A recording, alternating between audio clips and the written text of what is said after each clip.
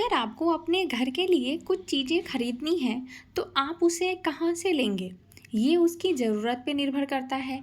अगर जल्दी चाहिए तो आसपास के आप किसी दुकान से ले लेंगे, लेकिन अगर आप थोड़ा वेट कर सकते हैं और सस्ती कीमत पे खरीदना चाहते हैं, तो उसे आप साप्ताहिक बाज़ार में लेने जाएँगे। लेकिन वहीं अगर आपको कोई ब्रांडेड कपड़े चाहिए, तो आप क्या करेंगे कि किसी शॉपिंग कॉम्प्लेक्स या मॉल में जाएँगे।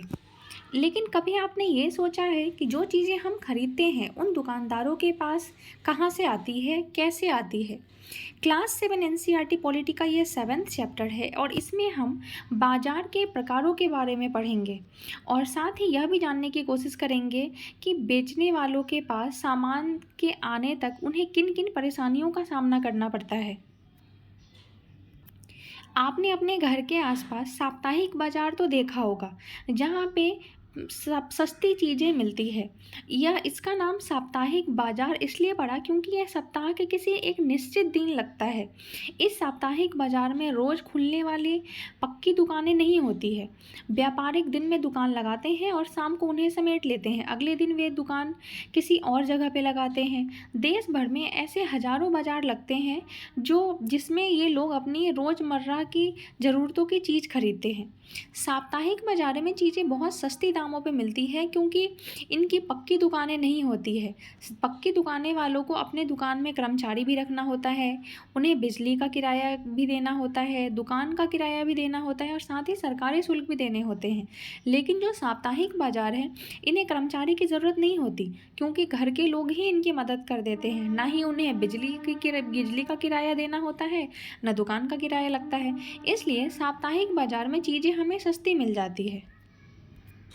साप्ताहिक बाज़ार में सस्ती चीज़ें मिलने का एक और कारण है कि वहाँ पे कई सारे दुकानें होती है, जिसमें आपस में प्रतियोगिता भी होती है। अगर एक दुकान पे चीज़ें आपको महंगी मिल रही है, तो आप दूसरी दुकान से ले सकते हैं, वहाँ आपको सस्ती कीमत पे मिल जाएगी। इसलिए हर दुकानदार चाहता है कि वो सस्ती से सस्ती कीमत, कम से कम लाभ कमाकर आपको सामान दे। इस वजह से ग्राहकों का मुनाफ़ा हो जाता है। साप्ताहिक बाजार का एक फ़ायदा यह भी होता है कि ज़रूरत का सभी सामान एक ही जगह पर मिल जाता है, जैसे कि सब्जियां, कपड़े, किराना का सामान से लेके बर्तन, ये सभी चीज़ें उपलब्ध होती है, जिसके लिए आपको अलग-अलग क्षेत्र में जाने की ज़रूरत नहीं पड़ती। लोग अक्सर उन बाज़ारों में जाना पसंद करते हैं जहां सामान के विविध विकल्प उपलब्ध हों। इसलिए आजकल मॉल इतने प्रचलन में आ गया है क्योंकि वहाँ पे हर चीज़ें एक साथ मिल जाती है और महंगी होने के बावजूद भी लोग वहाँ से खरीदते हैं। हमारे घर के पास ऐसी बहुत सारी छोटी-मोटी दुकानें होती हैं जो हमें सेवाएं और सामान उपलब्ध करवाती हैं। हम पास के डेयरी से दूध, किराना व्यापारी से तेल, मसाले और अन्य खाद्य पदार्थ तथा स्टेशनरी के व्यापारी से कागज़, कलम या फिर दवाई की दुकान से दवाएं भी खरीद सकते हैं। इस तरह की दुकानें अक्सर पक्की और अस्थायी होती है, जबकि सड़क किनारे फुटपाथ पर सब्जियों के कुछ छोटे दुकानदार, फल विक्रेता और कुछ गाड़ी मैकेनिक आदि भी दिखाई पड़ते हैं। हमारे आसपास की दुकान के बहुत उपयोगी भी होते हैं क्योंकि हमें जब भी ज़रूरत पड़ती है तो हम वहाँ से सामान जाके ले आते हैं और सप्ताह के किसी एक दिन का इंतज़ार नहीं करना पड़ता जैसे साप्ताहिक बाज़ार में होते हैं। किसी भी दुकान पर जा सकते हैं, ऐसा कुछ नहीं है कि आपको किसी भी दुकान पर जाने से रोका जा सकता है। सामान्यतः दुकानदार और खरीदार एक दूसरे से परिचित होते हैं, एक दूसरे को जानते हैं, इसलिए वह उधार देने के लिए भी तैयार हो जाता है। ज़रूरत पड़ने पे वो सामान ले आते हैं और बाद में जब उनके पास पैसे आते हैं तो वो उनका भुगतान कर देते हैं। तो हमारे आसपास की दुकान से हमें ये सुविधा मिल जाती है जो कि साप्ताहिक बाज़ार में नहीं मिलती।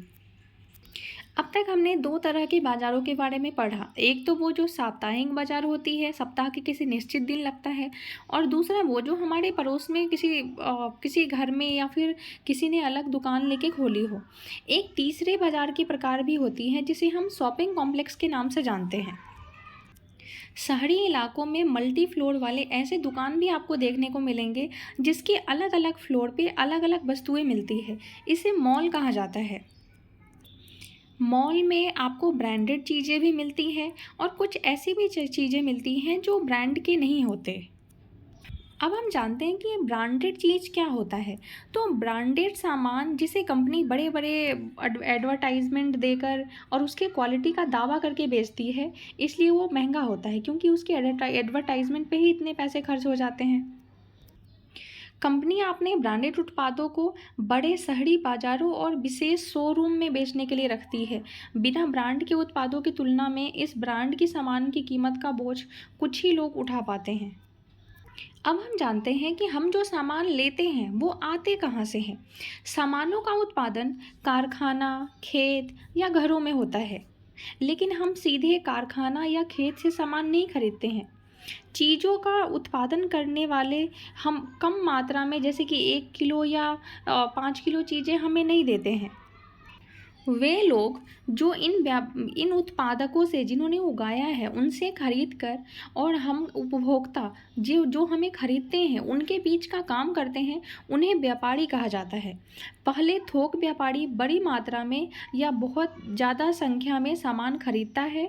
जैसे कि सब्जियों का थोक व्यापारी कुछ किलो सब्जी नहीं खरीदता है, बल्कि वह बड़ी मात्रा में 25 से 100 किलो तक सब्जियां खरीदता है। इन्हें वह दूसरे व्यापारियों को बेचता है। यहाँ खरीदने वाले और बेचने वाले दोनों ही व्यापारी होते हैं, क्योंकि वो ज़्यादा संख्या में या ज़्यादा वजन की चीज़ें खरीदते हैं, जो वो उनको फिर आगे बेचना होता है, इसलिए वो व्यापारी होते हैं। जो लोग अपने उपभोग के लिए, अपने यूज़ के लिए चीज़ें खरीदते हैं, उसे उपभोक्ता या ग्राहक कहा जाता है। व्यापारियों की लंबी श्रृंखला का वह अंतिम व्यापारी जो अंततः वस्तुएं उपभोक्ता को बेचता है, खुदरा या फुटकर व्यापारी कहलाता है। यह वही दुकान होता है जो हमारे पड़ोस की दुकानों या साप्ताहिक बाजार या फिर शॉपिंग कॉम्प्लेक्स में सामान बेचते हैं।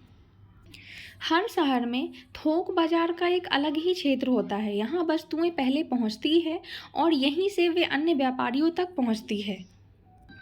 हो सकता है कि बड़ा व्यापारी भी अपने किसी बड़े थोक व्यापारी से स्वयं सामान खरीदता हो, और शहर का बड़ा थोक व्यापारी प्लास्टिक का यह सामान कारखाने से खरीदता हो और उन्हें गोदाम में रखता हो। इस तरह से बाजार की एक श्रृंखला बनी होती है। जब हम सामान खरीदते हैं तब यह ध्यान नहीं देते कि वह सामान किस किस के पास से सफ़र करता हुआ हम तक पहुंचता है। आपने अलग अलग जगह पे अलग अलग बाज़ारों को देखा जहाँ से हम सामान खरीदते हैं, लेकिन आजकल तो हमें यह भी सुविधा मिलती है कि हम फ़ोन या इंटरनेट पर भी सामान ऑर्डर कर देते हैं और वो हमारे घर पहुँच जाता है। शहरी क्षेत्रों के लोग इंटरनेट के जरिए घर से बाहर कदम रखे बिना ही बाजार में प्रवेश कर लेते हैं। वे अपने क्रेडिट कार्ड से ऑनलाइन खरीदारी कर लेते हैं।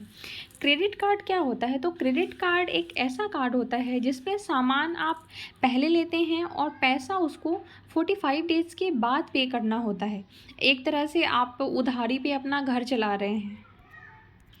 और डेबिट कार्ड भी होता है एक। डेबिट कार्ड में आपको पहले पैसा डालना होता है, फिर आप उसमें से खर्च कर सकते हैं। आपने देखा होगा कि नर्सिंग होम और डॉक्टर के क्लिनिक में भी कुछ कंपनियां अपने प्रतिनिधि अपना सामान बेचने का कार्य कर रही होती है। इस तरह ज़रूरी नहीं है कि सामान खरीदने और बेचने के लिए हमें बाजार ही जाना पड़े। बेचना और खरीदना इन तरीक़ों से भी चलता रहता है। ये तो बाज़ार के वे रूप हैं जो हमें सीधे तौर पे दिखाई देते हैं। ऐसे भी कुछ बाज़ार होते हैं जिनके बारे में हमारी जानकारी कम ही होती है, क्योंकि यहाँ बिकनी और ख़रीदी जाने वाली चीज़ें हम सीधे प्रयोग नहीं करते। जैसे कि एक किसान अपनी फसल की पैदावार बढ़ाने के लिए कुछ खाद और उर्वरकों का इस्तेमाल करता है। ये उर्वरक वह शहर की कुछ खास दुकानों से खरीदता है जहाँ खाद के कारखानों से माल मंगाया जाता है। एक कार के कारखाने द्वारा इंजन, गियर, पेट्रोल, टॉकियाँ, एक्सेल, पहिए आदि अलग अलग कारखानों से खरीदे जाते हैं, परंतु इन सबसे बेखबर हम कार के शोरूम में अंतिम उत्पाद लेने जाते हैं। इस चैप्टर में हमने अपने आसपास के कुछ बाज़ारों पर नज़र डाली। हमने साप्ताहिक बाज़ार से लेकर शॉपिंग कॉम्प्लेक्स तक की दुकानों को देखा। इन दोनों दुकानदारों में सबसे बड़ा अंतर यह होता है कि छोटी पूंजी से व्यवसाय करने वाला दुकानदार है, और जबकि दूसरा अपनी दुकान के लिए बड़ी पूंजी खर्च कर सकता है। इनकी आमदनी भी इनके खर्चों पर ही निर्भर करती है।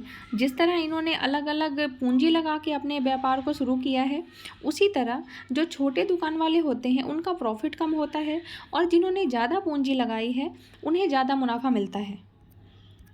ऐसे बहुत से लोग हैं जो सस्ता मिलने वाला सामान भी खरीद नहीं पाते, उनकी स्थिति ऐसी नहीं होती है। वहीं दूसरी ओर लोग मॉल में जाके महंगी सामान खरीदते भी हैं। इस तरह कुछ हद तक अन्य कारणों के अलावा हमारी आर्थिक स्थिति भी यह तय करती है कि हम किन बाज़ारों में खरीदारी या दुकानदार हो सकते हैं। हमारे सामान के उत्पादन से लेकर हम तक पहुंचने से बनने वाली बाज़ारों की श्रृंखला की वो हम इस चैप्टर में हमने समझा। इस श्रृंखला से ही यह संभव होता है कि एक जगह उत्पादित होने वाला सामान लोगों के लिए हर जगह उपलब्ध हो जाए। वस्तुओं के बिकने से वस्तुओं का उत्पादन का सीधे जुड़ा हुआ होता है। बनी हुई चीज़ों को बिकने से ही लोगों को रोजगार मिलता है और उत्पादन भी बढ़ाया जाता है। परंतु क्या इससे श्रृंखला के प्रत्येक स्तर पर लाभ का समान अवसर मिलते हैं? हमारा 12वां सतत विकास लक्ष्य है जिम्मेवारी से उपभोग और उत्पादन। ये चैप्टर यहीं ख़त्म होता है। मेरे साथ बने रहने के लिए थैंक यू। वीडियो पसंद आई हो तो लाइक बटन दबाएं और कमेंट में ज़रूर बताएं वीडियो कैसी लगी है। Thank you so much.